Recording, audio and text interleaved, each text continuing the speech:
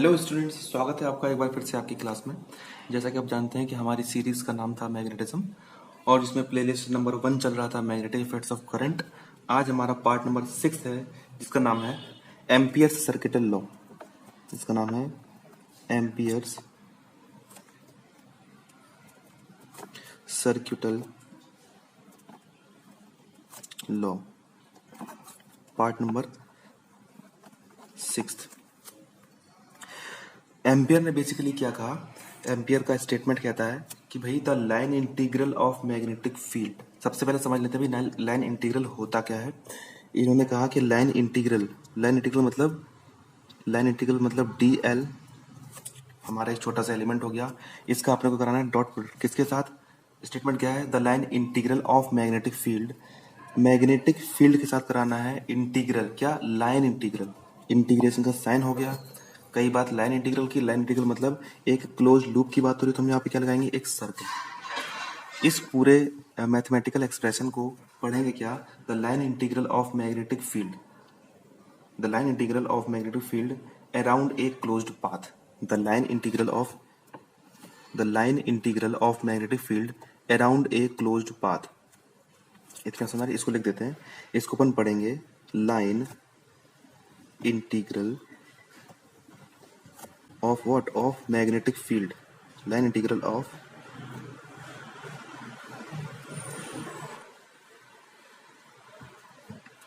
around a closed path. Around a closed path. इस expression को पढ़ेंगे line integral of magnetic field around a closed path. ये लिखा है B dot D L. B dot D L ये क्या है? मैग्नेटिक फील्ड और डी एल का मल्टीप्लाई। इंटीग्रल कराना कैसा? लाइन इंटीग्रल मींस एक ऐसे पाथ के अलोंग जिसका क्या कराना अपने को? लाइन इंटीग्रल अलोंग ए क्लोज्ड पाथ। इसलिए हमने लगाया यहाँ पे सर्किल। क्या कराना है? इंटीग्रेशन, इसलिए इंटीग्रेशन साइन। कैसा पाथ है ये? क्लोज्ड पाथ है। ठीक है, तो समझ आया। तो उन्होंने ये कहा कि भाई the line integral of magnetic field around a closed path is equal to what? Mu naught is equal to mu naught times the net current enclosing the loop. Net current यहाँ लिखते हैं I net, net current enclosing the loop। तो उन्होंने कहा कि भाई उनका statement ये कहता है, इस करंट को अपन क्या कहते हैं? Net current threading the loop.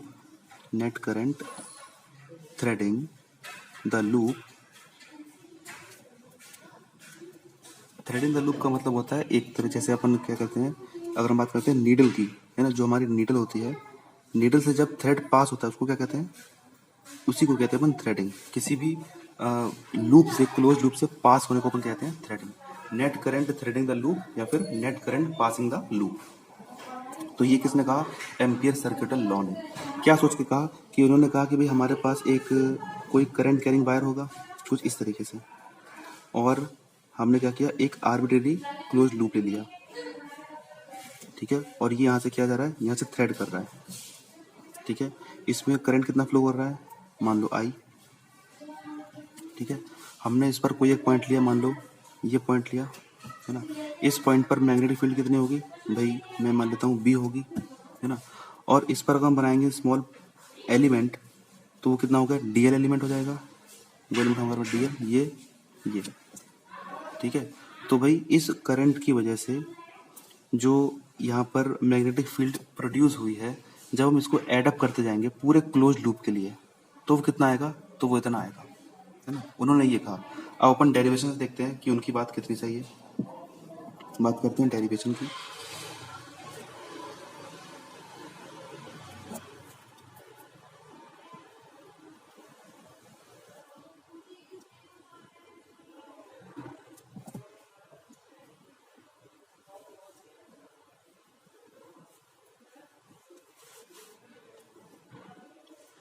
सबसे इंपॉर्टेंट चीज फिगर।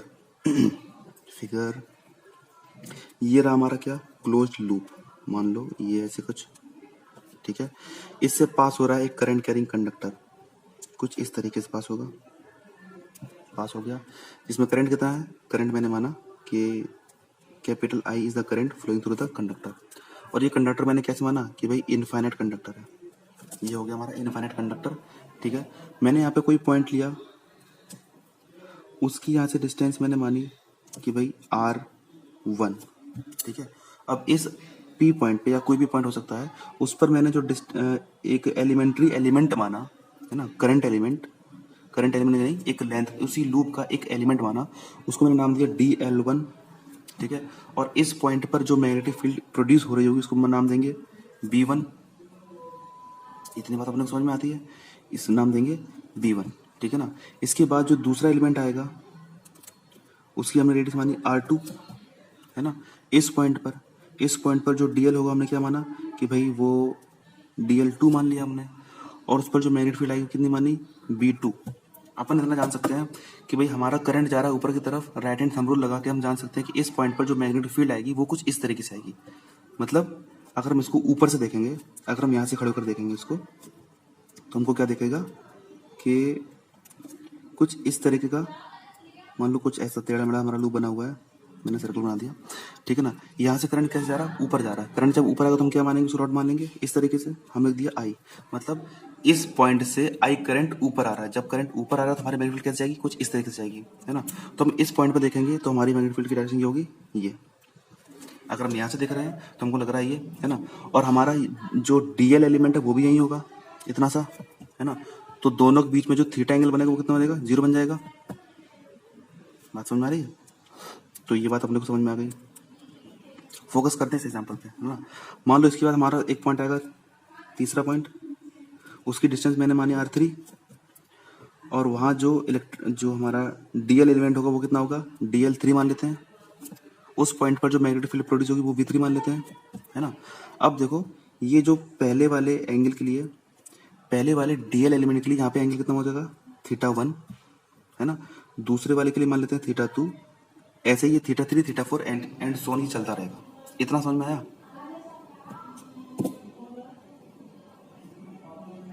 एक बात हमको पता है कि भाई अकॉर्डिंग टू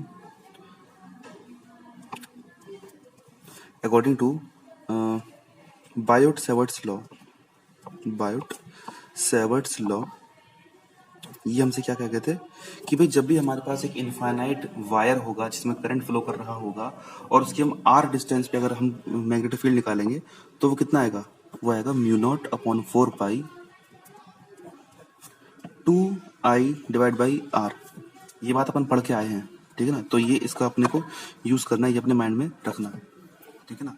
हमको क्या निकालना है, हमको निकालना है ये line integral of magnetic field around a closed path. Line integral हम क्या लिखेंगे, बी क्या हो गया, बी हो गया हमारा टोटल मैग्नेटिक फील्ड जो यहाँ से अपन एड अप करते जाएंगे, ठीक है ना। किससे हमें मल्टीप्लाई करना है, उसका करना है डीएल से, ठीक है। डीएल करती है, दोनों वेक्टर क्वांटिटी है, डॉट प्रोडक्ट में इससे क्वांटिटी आ जाएगी, ठीक है ना।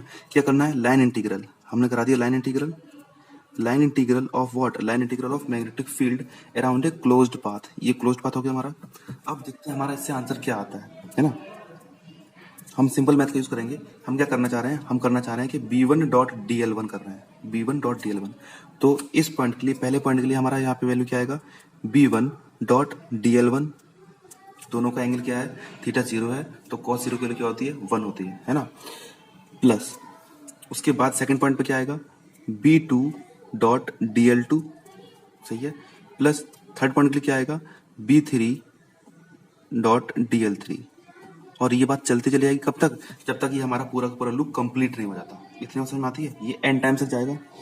हमने मान लिया B1 की वैल्यू क्या है, according to Biot-Savart's law for a long infinite wire. तो क्या लिखेंगे हम, μ0/4π मल्टीप्लाइड बाई 2, करंट कितना है I, डिस्टेंस कितनी है यहाँ पे R1, ठीक है। और यहाँ पे मल्टीप्लाई कराना किससे, DL1 से। ये हमारा पहला कंपोनेंट का आंसर आया। प्लस B2 के लिए क्या लिखेंगे, μ0/4π मल्टीप्लाइड बाई 2, करंट कितना है I, इसकी डिस्टेंस कितनी है R2, ठीक है।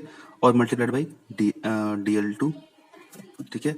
इसी तरीके से हमारा थर्ड प्रोडक्ट क्या आएगा कि μ0/4π मल्टीप्लाइड बाई 2, करंट कितना है I, डिस्टेंस कितनी है R3, और यहाँ पे DL3 एंड सो ऑन। ये चलता चला जाएगा हर एक के लिए। ठीक है, यहाँ तक क्लियर हुआ। इसके बाद देख रहे हो कि म्यू नॉट अपॉन 4 पाई, म्यू नॉट अपॉन 4 पाई, म्यू नॉट अपॉन 4 पाई, आगे भी सबसे कॉमन आ जाएगा, है ना। तो हम इसको बाहर निकाल लेते हैं, म्यू 0 अपॉन 4 पाई। थोड़ा ध्यान से और देखें तो 2i 2i 2i सब में कॉमन आ रहा है 2i, हम इसको भी बाहर लेते हैं 2i, हमने इतना बार ले लिया। अब देखो फर्स्ट पार्ट में इतना कॉमन लेने के बाद क्या बच रहा है हमारा, dl1 डिवाइड बाई r1, ठीक है। दूसरे टर्म में क्या बच रहा है, dl2 divide by r2, plus इसमें बचेगा dl3 डिवाइड बाई r3, और इसी तरीके से सब में बचता जाएगा। हमने इसको डॉट डॉट से रिप्रेजेंट कर दिया, यहाँ तक समझ में आया। उसके बाद एक कंसेप्ट अपन जानते हैं कि भाई आर्क इक्वल टू होता है, एंगल इक्वल टू होता है आर्क अपॉन रेडियस, ये बात हमने बता रखी है।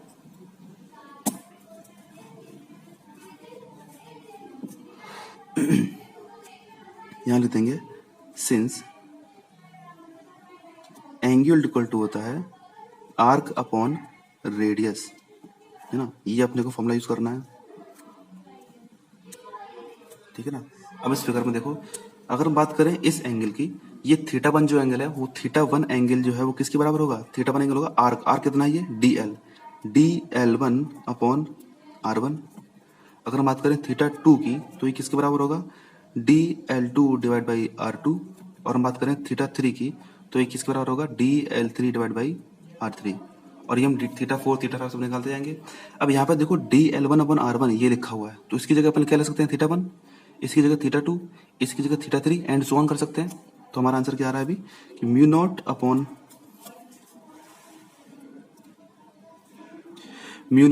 4 पाई कांस्टेंट है, मल्टीप्लाइड बाई 2i, और ब्रैकेट में क्या आ रहा है, theta 1 plus theta 2 plus theta 3 plus ऐसे थीटा 4 भी आएगा, और ये आगे बढ़ता चला जाएगा, ठीक है ना।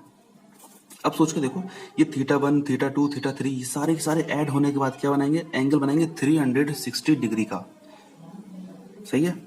और 360 डिग्री को अपन रेडियन में क्या लिखेंगे, 2 पाई, ये हो गया 2i, तो ये इसका आंसर आ जाएगा कितना, 2 पाई। अब देखो इस पाई से ये पाई कैंसिल हो जाएगा, ये 2 2 जा 4 हो जाएगा, और ये 4 से 4 कैंसिल हो जाएगा। हमारा आंसर क्या आया, mu naught multiplied by I.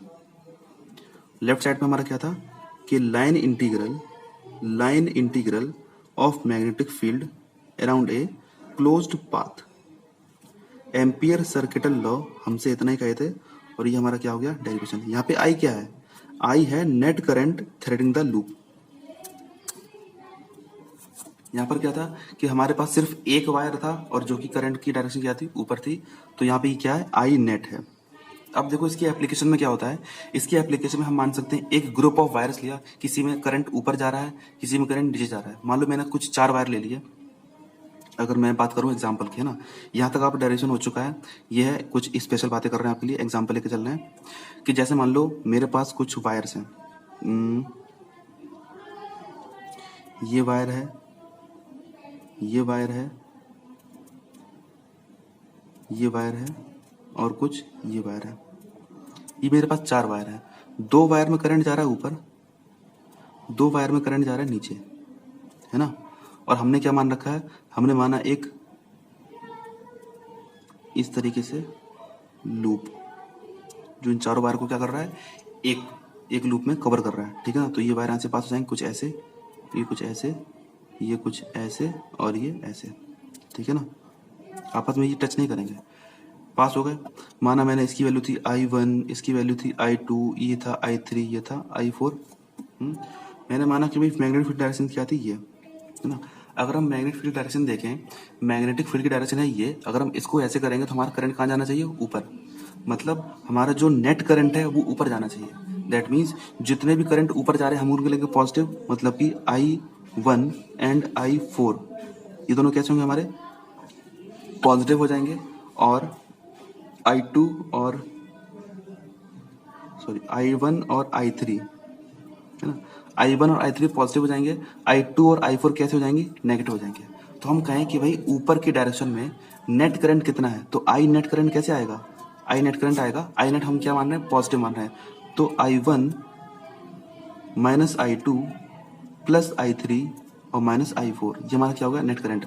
अब इस एग्जाम्पल के लिए हम निकालेंगे क्या,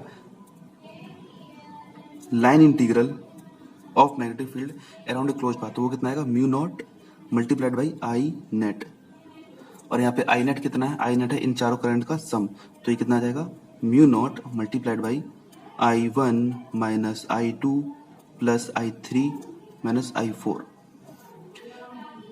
इतना बात समझ आ रहा है। तो ये है इसकी एप्लीकेशन। अपन इसी बेसिस पे इसकी एप्लीकेशन देखेंगे। नेक्स्ट लेक्चर में अपन देखेंगे कि भाई एम्पियर सर्किटल्स लॉ की एप्लीकेशन क्या है। ठीक है। कैसा लगा आपको ये वीडियो, कमेंट करके ज़रूर बताइए। अगर आपको हमारा ये वीडियो पसंद आया तो लाइक कर दीजिए, और अगर आपको लगता है कि हमारे इस वीडियो से किसी की हेल्प हो सकती है तो इस वीडियो को उसको शेयर ज़रूर करें। अगर आप हमारे चैनल पर नए हैं तो हमारे चैनल को सब्सक्राइब कर लीजिए एंड बेल नोटिफिकेशन को ऑन कर लीजिए, सो दैट हमारे न्यूली अपडेटेड वीडियोज़ आप तक बिना रुकावट पहुँचते रहें। बने रहिए हमारे साथ, मिलते हैं आपसे नेक्स्ट लेक्चर में, तब तक के लिए बाय बाय।